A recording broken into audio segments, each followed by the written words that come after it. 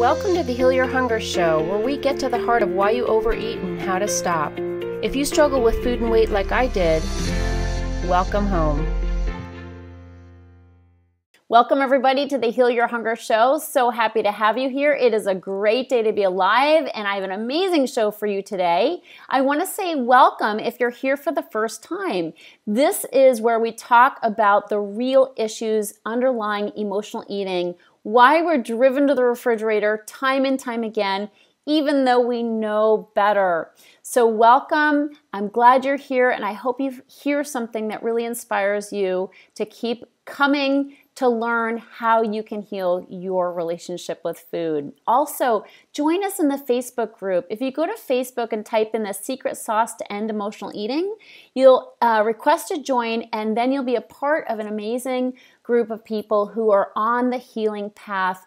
I share many helpful tips, hacks for addressing emotional eating, and interviews. And I do that right there in that group. So be sure to join us there. Get the support you need.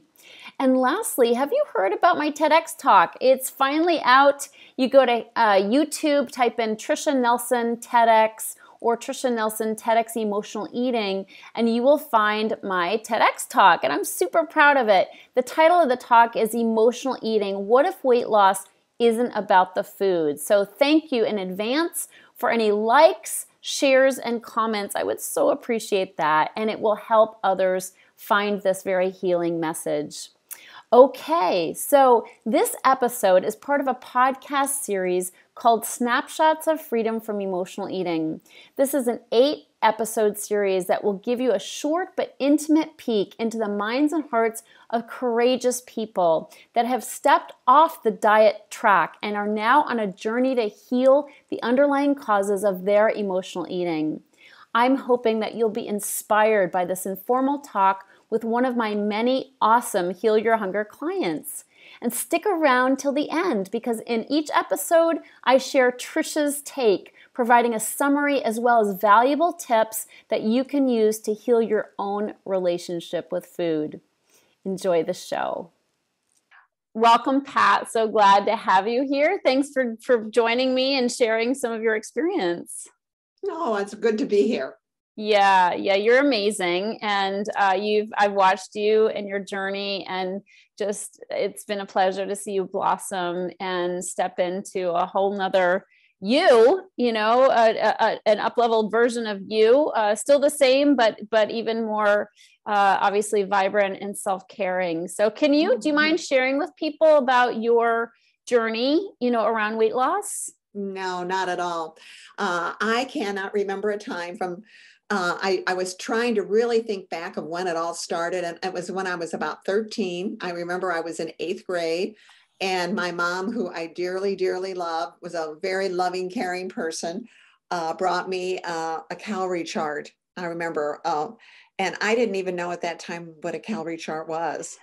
And she explained to me that as girls, you need to watch what you eat, and you need to take an interest in your body and how it looks. And that if you want to get married and have a family or date, you needed to really come across in a certain way. And I do want to emphasize here that my mom was loving and caring, and that was just the way it was then. Right. And so on. I don't even remember at that time what my weight was or anything, because I'd never really even given it much thought that I can recall.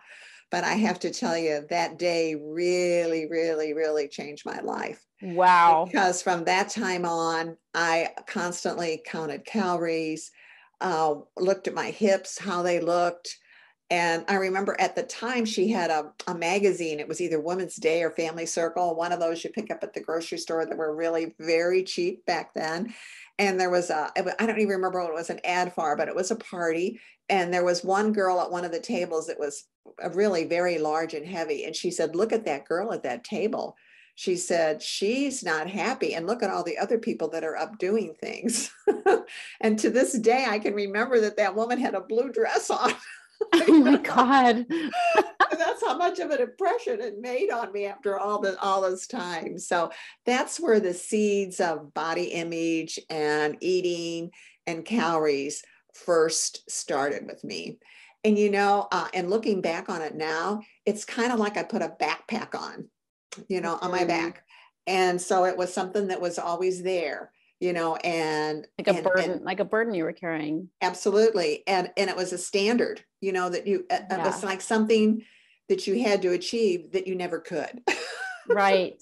That at that point, it was like you were never thin enough. You were never good enough. And your food took on a whole different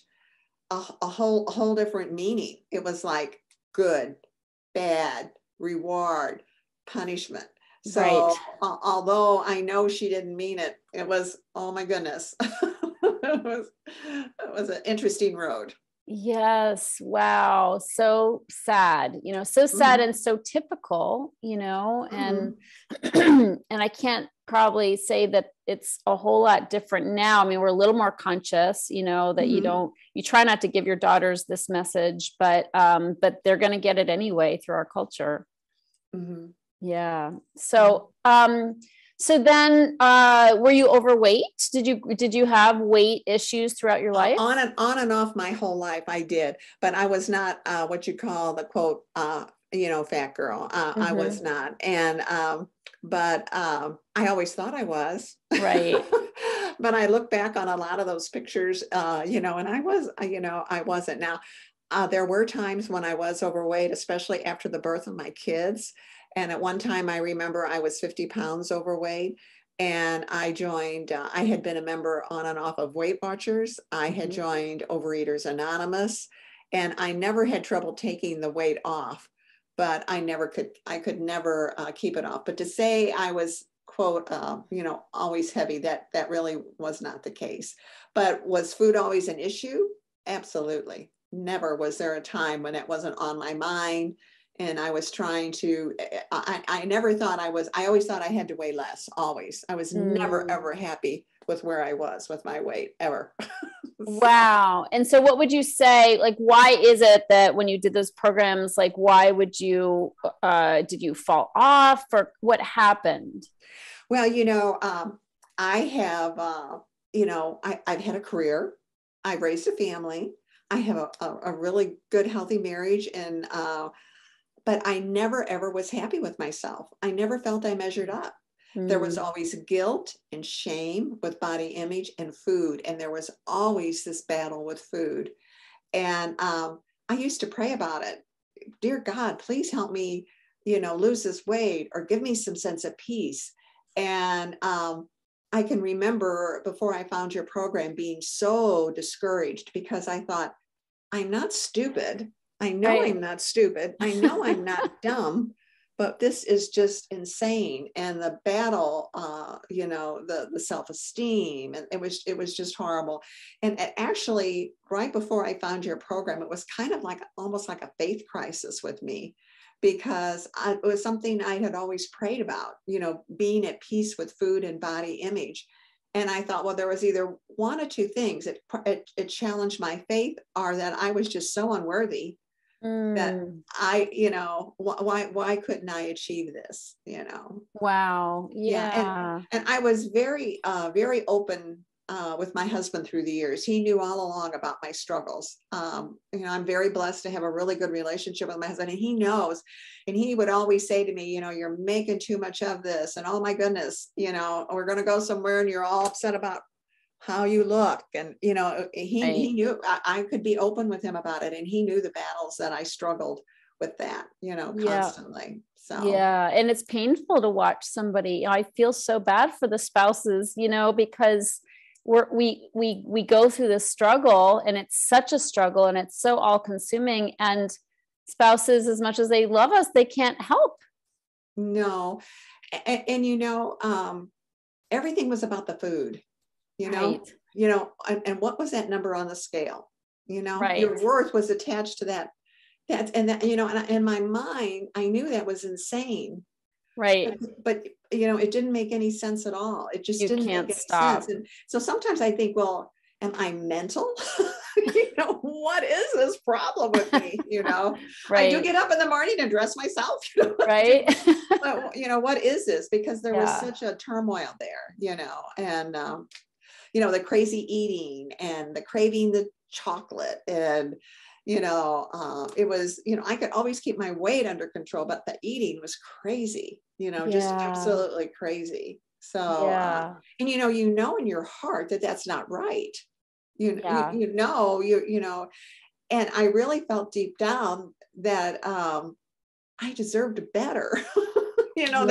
there had to be an answer, but dear God, I could not find that answer anywhere.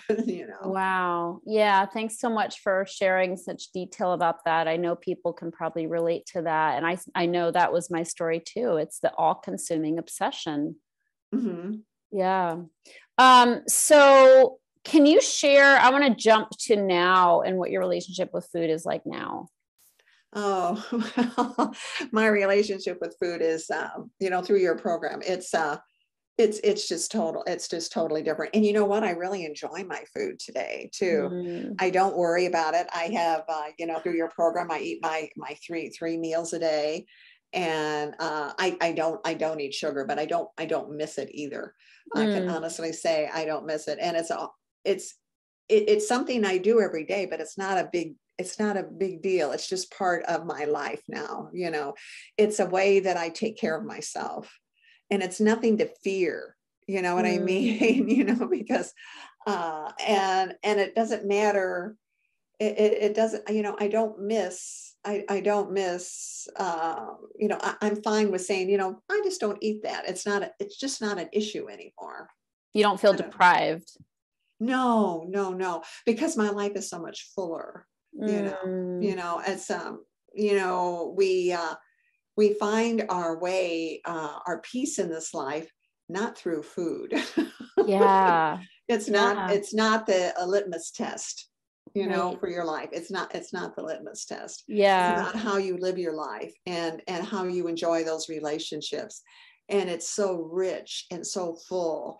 And food's got its place now, it's where it's supposed to be, it's, So beautiful. but I do enjoy my food. I Yeah, do as you enjoy it. should. Yeah, Yeah, I that's mean, it's not key. like I look forward to my meals. I do. I Yep. don't feel deprived, and so I don't know. Does that make sense? Yeah, it makes total sense. I'm right there with you. Amen. Mm-hmm. Amen. So, so you found Heal Your Hunger, and you joined us. What was it like up until that? Like, what was that breaking point for you, where you said, I got it, like I have to take this new tack? Well, first I found your book, and Okay. when I read your book, it was like, oh my gosh, there are other people out here just like me. Yeah. It was a page turner, and I thought, oh my goodness, yeah, I'm not crazy, I'm not insane. There are other ways here to do things. And then I thought, well, I've got this book, I've got this all down. I'll be able to do this, but you know what? I couldn't do it by myself. So I joined your program, and it was really life-changing for me. And, I didn't have to be convinced of the program, because when I got in it, I was to the point where I was sick and tired of the way things were. And I had tried everything else, and this was my thing. So I have to really say, I really embraced your program and for me, it was an answer to prayer, because I had really prayed about, I didn't feel like I deserved the life I had. I didn't feel like I deserved that, because deep down in my soul, I believe we're all meant to be joyful.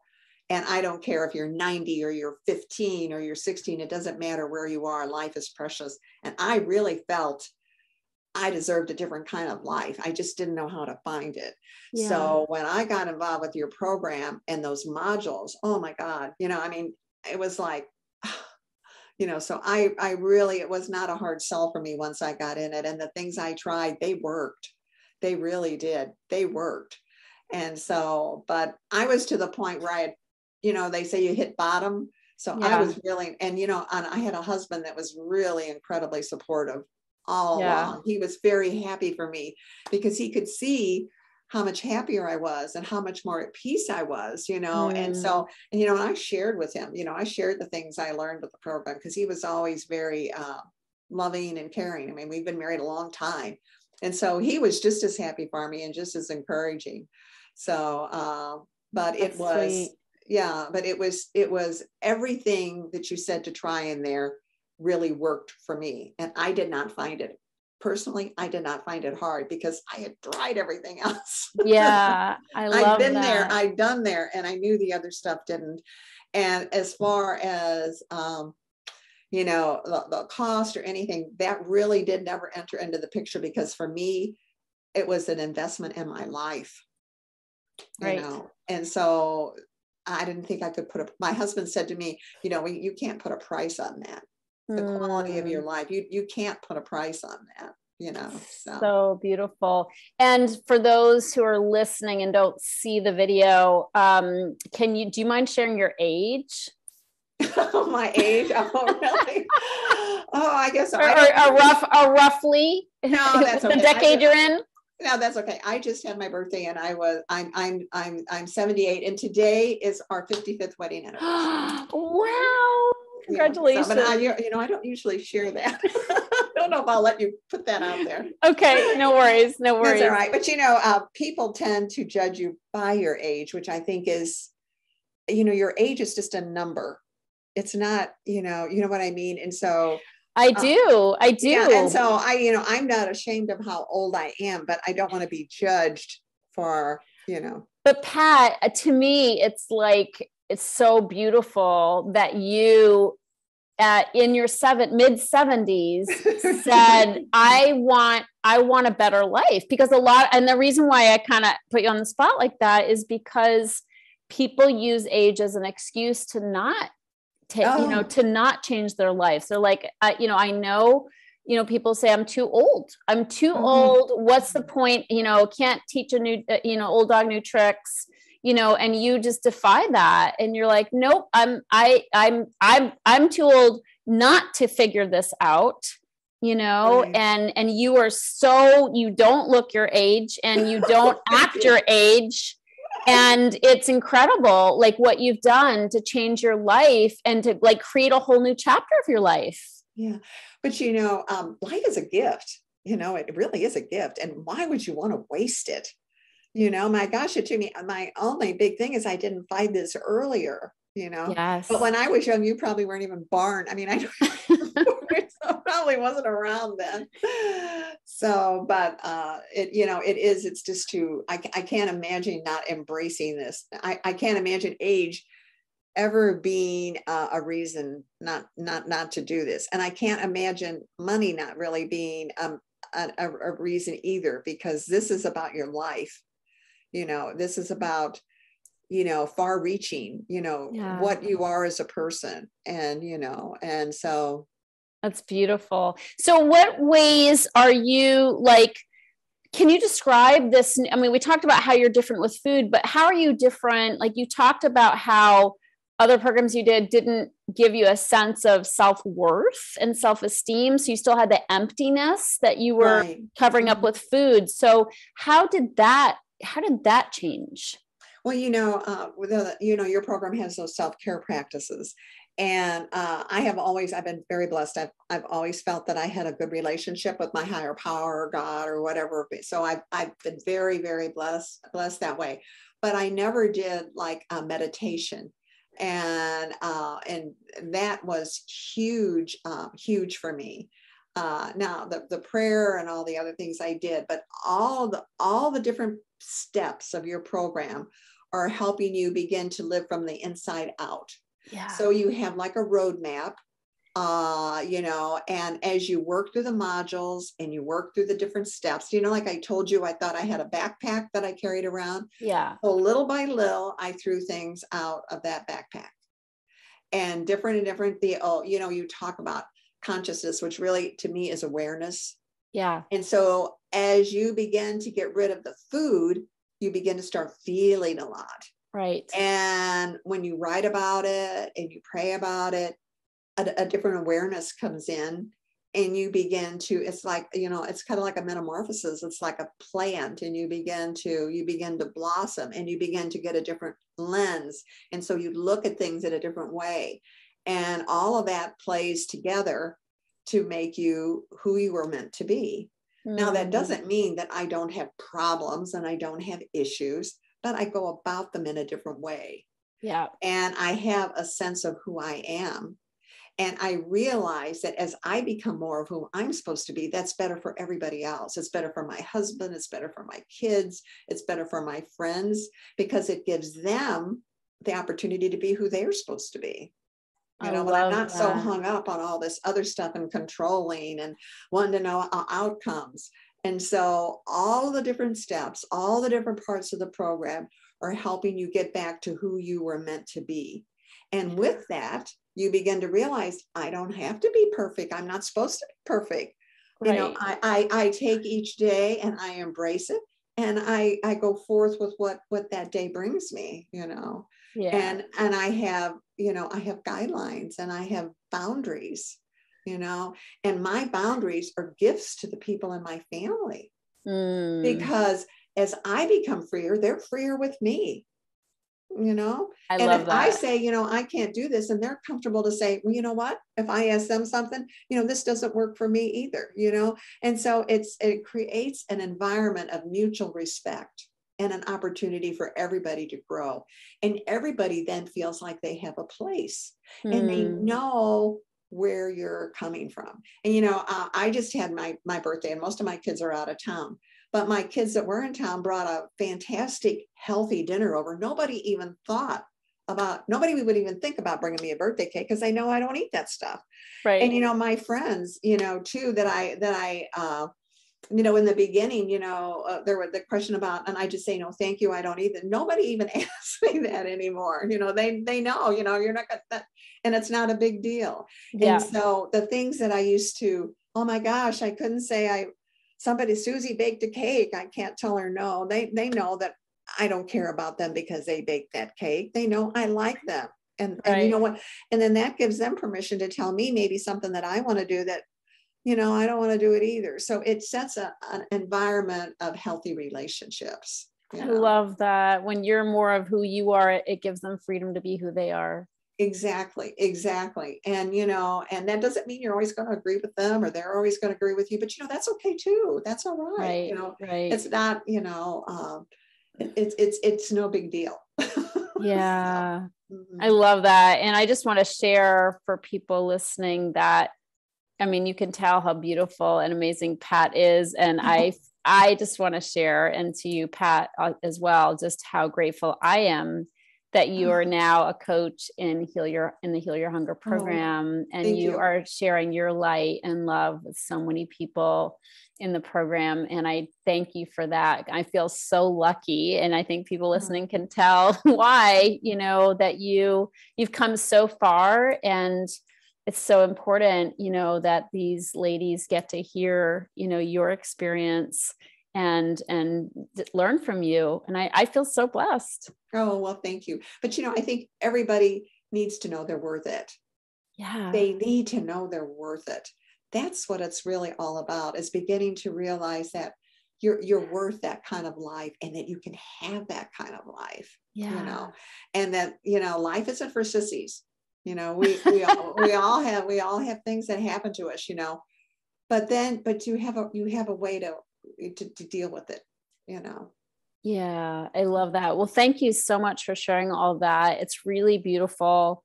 Thanks for being so transparent about what you've been through. I know people can relate. And I thank you for, your joie de vivre, to live life full out, and to just go for it, like at your age, and I think that's like more inspirational than anything, that you're like putting a stake in the ground for you and for living in joy. Oh, well, thank you. Beautiful. Thanks so much for sharing. You're very welcome. Here's my take. Age is just a number. You heard Pat say it, and you also witnessed her living that truth in her late 70s. Are you using age as a reason to keep yourself stuck? Really important question to ask. And I promise you, it's not too late to address and heal your relationship with food. So I want to address this issue of age. Harlan Sanders was the founder of Kentucky Fried Chicken, but he did not reach his stride until age 65 when he franchised his Colonel Sanders' famous recipe and began to franchise Kentucky Fried Chicken. And he was the spokesperson for Kentucky Fried Chicken up until age 90 when he died. He did not let age get in the way. And honestly, the older he was, the cuter he was in his white jacket, right? So according to Guidant Financial, a survey was done where they found that 54% of America's small business owners are over 50. Okay, these are people that are using their age to their benefit. Not only that, but a study done by MIT found that a 50-year-old is twice as likely to have massive success than a 30-year-old. Okay, age is good. Age can benefit us. And I want to tell you why it's not too late, and your age can actually benefit you on the road to healing from emotional eating. Okay, 5 reasons. 1, you have proof that diets don't work. All right, you have the data. You've done the diets. You've done every single one that came along, and you know now with absolute assurance that diets don't work. Use that information to turn away from the diet roller coaster ride and start healing the underlying causes, all right? You don't have to be seduced anymore by the siren songs of diets because you know they don't work, and therefore with confidence you can take a new tack and start addressing emotional eating. Number 2, you're ready to deal with the underlying causes. You're ready. You have so much wisdom. You know, you've beat your head against the wall long enough to realize it is a deeper issue. Overweight is a symptom of overeating. Overeating is a symptom of what's eating you. It's time. You are finally equipped with the ability to go deeper and make those important connections that can set you free. The 3rd reason, you have more time for self-care. The kids are grown. You may be retired. You have more hours in the day that you can devote to self-care, taking care of yourself. The 4th reason why it's not too late, you got to set some time aside for you. It is absolutely time to stop just focusing outward on everybody else and start to take care of yourself. You deserve that. You've paid your dues, there's no question about it, and taking care of other people. And the 5th reason why it's not too late is you can extend your life and live your best life.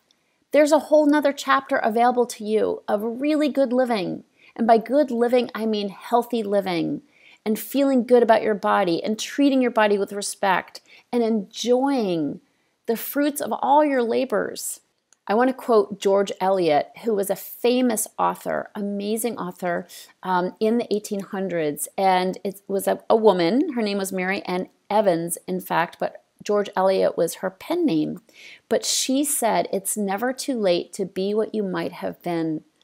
And she lived a fairly unconventional life. And she said, it's never too late to be what you might have been. You deserve to be free. You deserve to live in freedom around food. So what do you want your next chapter to be? If you want to write a new chapter in your life, if you're ready to do that, as Pat has done this, reach out. Go to healyourhunger.com and register for a complimentary emotional eating breakthrough session. Talk to one of my coaches about how you can move beyond the obsession with food and weight and start living the life you were meant to live. I'm so excited to be with you on this journey. You deserve to have that next chapter. Thanks so much. I'll see you on the next show. If you enjoyed this podcast and want to get free support, insider health info, exclusive invites to events, and more, visit healyourhunger.com.